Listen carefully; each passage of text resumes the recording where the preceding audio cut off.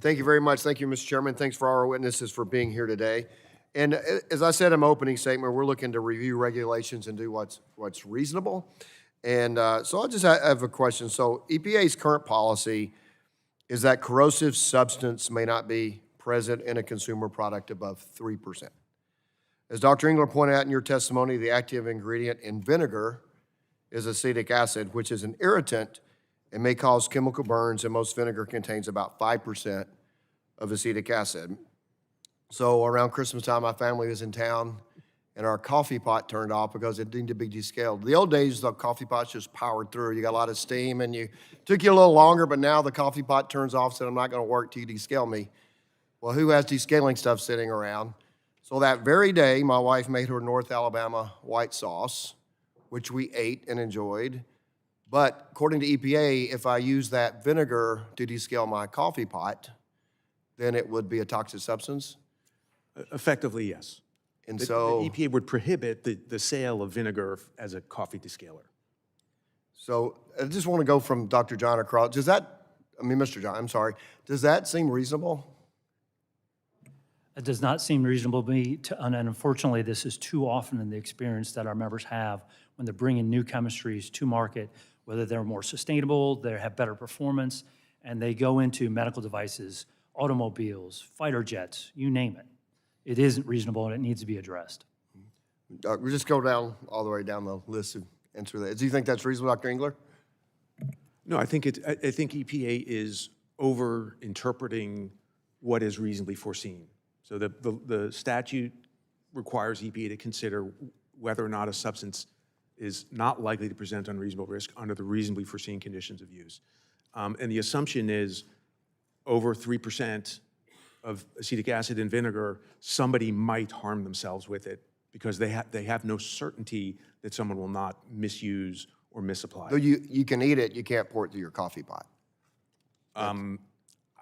That's what, Yes. Okay, that's why I don't want to make, that doesn't seem reasonable. Mr. Moody? I concur. Okay. Dr. Doa? I think the issue is not acetic acid. The issue is if you're using a corrosive chemical in an industrial process, it might be fine. But the restriction that EPA would put on it would be you can't use it in a consumer product. But the issue is Because acetic acid. it would be sprayed, the concentration could be higher, could be much higher. This than was just the 3%. same. I took the bottle and she made the sauce, and I took the bottle and put it into the. So that is the issue. I mean, that's we can't just dismiss that's not the issue.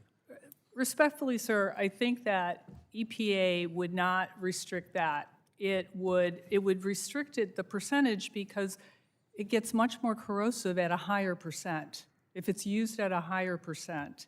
I think that's, and so maybe they would say, no, it can't be used to descale at 15% because functionally it doesn't need to be above 3%. Right. And it would be harmful at 15%.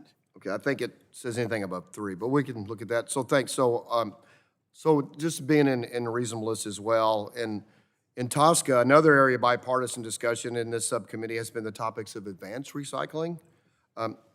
In your testimony, Mr. Moody, you discuss EPA's proposed regulation on pyrolysis oil, which has been pending at EPA since 2023.